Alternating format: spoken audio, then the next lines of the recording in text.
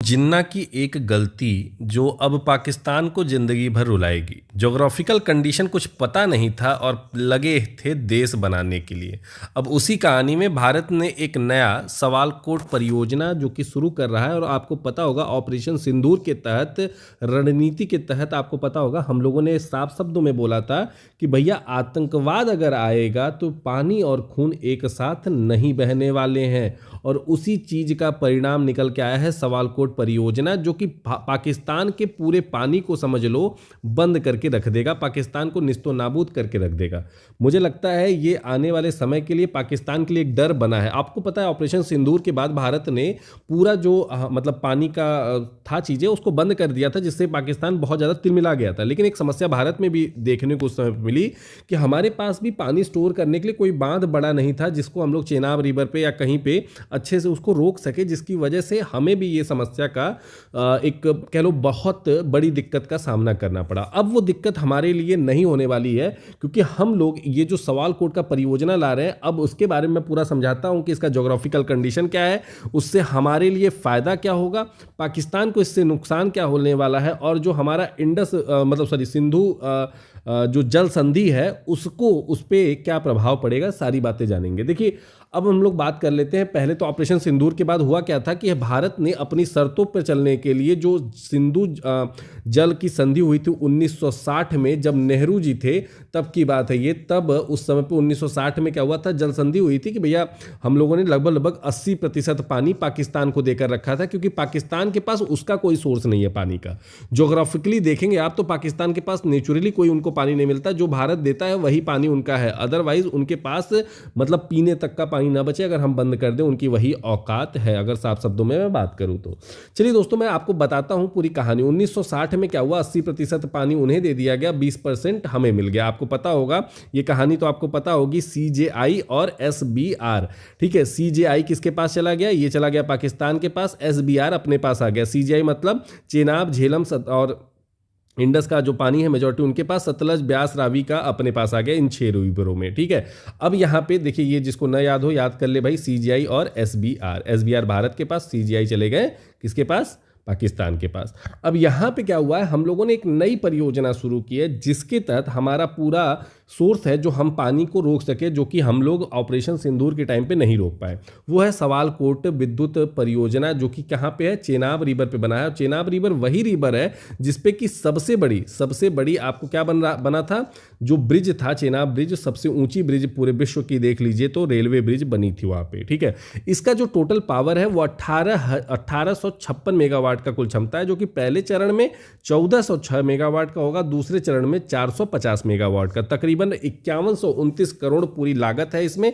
और दोस्तों मैं बात करूं स्थान की, तो जम्मू कश्मीर के ऊधम के चिनाब नदी पे ये बन रहा है।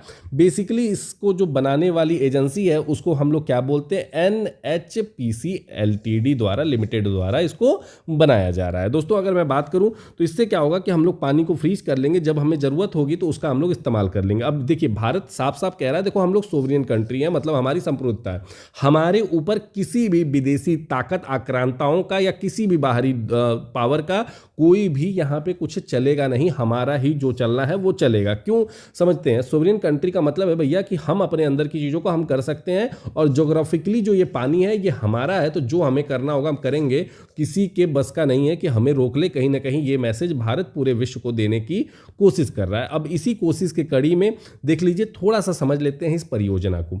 सामान्यतः 9 वर्ष लगता है अगर देखा जाए ऐसे प्रोजेक्ट को बनाने के लिए। ठीक है, ऐसा इस इमेज के तहत आप चीज़ों को समझ सकते होंगे कि देखो नदी का प्रवाह का पानी आएगा और हम लोग क्या करेंगे, बांध के तहत उसको रोक लेंगे, और हमारे पास क्या है, उस पानी को स्टोर करने का एक जगह, एक स्पेस पूरा बढ़िया से तैयार हो जाएगा। सामान्यतः 9 वर्ष लगता है, लेकिन इसे फास्ट ट्रैक की तरह बनाया जा रहा है, जिसकी वजह से हमारी कोशिश है कि लगभग 1/3 टाइम में हम लोग कोशिश करेंगे 3 से 5 साल के भीतर में इसको खत्म करने की पूरी कोशिश हमारी रहेगी। ठीक है, अब रणनीति थोड़ा सा मैप के हिसाब से समझाता हूं कि इसका देखो अंतर क्या है। देखो ये ज्योग्राफी जो दिखा रही है, ये जो है LOC वाला है, अंतर्राष्ट्रीय सीमा है, जो कि हमें कहीं ना कहीं ये दिख रही है। ठीक है, और यहाँ पे जो ये वाली नदी है ये कौन सी है, बगलिहार बांध है, जहाँ पे बना हुआ है, जिससे कि हम लोग इस पानी को इकट्ठा कर लेते हैं। और यहाँ पे क्या बन रहा है, यहाँ पे पे बन रहा है सवालकोट परियोजना, जो कि बेसिकली ये हमें चेनाब के पानी और अन्य जो इसके रिलेटेड पानियां हैं उनको रोकने के लिए कार्य करेगा। अब इधर क्या है, यहाँ से ये पाकिस्तान की तरफ फ्लो होती है और इससे क्या होगा, जो पाकिस्तान में पानी जा रहा है उसको हम लोग रोक सकते हैं, जहाँ पर कि उनको बहुत समस्या हो सकती है पाकिस्तानियों को। वैसे तो आटा की उनके यहाँ ऑलरेडी कमी है क्योंकि पैसे नहीं बचे हैं, तो सोचो जब पानी भी नहीं मिलेगा तो पीने के लिए भी नहीं मिलेगा, खाने को तो वैसे ही नहीं मिल रहा है, तो उस कंट्री का होगा क्या। जैसे ऑपरेशन सिंदूर जैसे टाइम पे या फिर बड़े कोई युद्ध होगा, कभी कुछ प्रॉब्लम्स आए ऐसी, तो उस समय पे हम लोग पूरी तरह से तैयार रहेंगे ताकि ऐसी चीज़ें कोई भी हमारे साथ न करे और हम लोग इस तरह से भी उनके ऊपर अटैक कर सकते। देखो बार बार गोला बारूद से ज़्यादा अटैक खतरनाक होता है कि उनकी जनता त्राहिमाम करे, ठीक है, उसे बोलते हैं ना भिगो के मारना, वही वाला हाल यहाँ पे भारत भी कोशिश कर रहा है। पाकिस्तान की प्रतिक्रिया अगर देखा जाए तो बेसिकली इसमें वो उसके लिए एक बहुत बड़ी गंभीर चिंता का विषय बन गया, क्योंकि जब वो देश बना रहे थे जिन्ना साहब, तो उनका बस पर्सनल एम्बिशन देश को बनाने के लिए बन गया, लेकिन देश के लिए उन्होंने कुछ नहीं सोचा। भाई साहब अपना काम बनता, भाड़ में जाए जनता वाला कॉन्सेप्ट उन्होंने अपनाया और वहाँ से कहानी को आगे बढ़ाया। और हुआ क्या कि देश में उन्होंने ये तक नहीं देखा कि हमारे यहाँ पानी की भी कोई गुंजाइश है कि नहीं। जब 1960 में समझ में आया तो धीरे धीरे उन्होंने क्या किया कि भैया संधि कर ली कि चलो अच्छा संधि कर लेते हैं जिससे हमें पानी मिल जाएगा। अब यहाँ से कहानी बदलती है और धीरे धीरे हम लोग उसको राजनीति हिसाब से देखें तो भाई विदेश कार्यालयों में जल सिंधु का जो स्तर था उसका भी एक विरोध दर्ज कराया गया, बहुत सारी चीज़ें हुई, लेकिन भारत ने ऑपरेशन सिंदूर के बाद ये बता दिया कि भैया अब हम लोग ये सब नहीं देखेंगे, हमें जो चेंज करना होगा हम करेंगे, हम आपसे नहीं पूछेंगे। ये नहीं है कि 1960 में जल संधि हो गई तो आप आतंकी भेजेंगे, आतंकी भेजेंगे तो खून और पानी एक साथ नहीं बहेंगे, हम एक पक्ष में रहेंगे। आगे चलते हैं।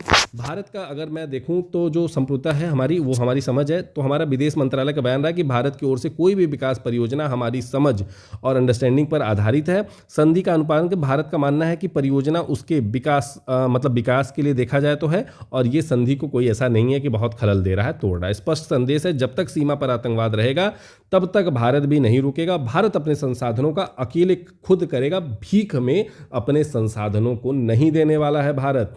जम्मू कश्मीर में अन्य प्रमुख जल विद्युत परियोजना जो है, अगर मैं बात करूं तो पकलडुल है, किरूर है और रातेल है, जो कि ये सब जल वहाँ पे बांध हैं जो कि स्थित है जम्मू कश्मीर में ऑलरेडी। देखो जम्मू कश्मीर की पॉपुलेशन ऑलरेडी कम है, तो वहाँ पे क्या है कि इतने भी परियोजना है तो वो काफ़ी है, और कहीं ना कहीं भारत सरकार भी चाहती है कि जम्मू कश्मीर में परियोजना हम लोग बढ़ाएं, जिससे क्या होगा कि हमारे लिए इन फ्यूचर बहुत सारी चीज़ें वहाँ पर ओपन होंगी, जिसकी वजह से टूरिज़्म से लेकर के वहाँ की जनता को लेकर के और पाकिस्तान को आईना दिखाने के लिए काफ़ी हो सकता है।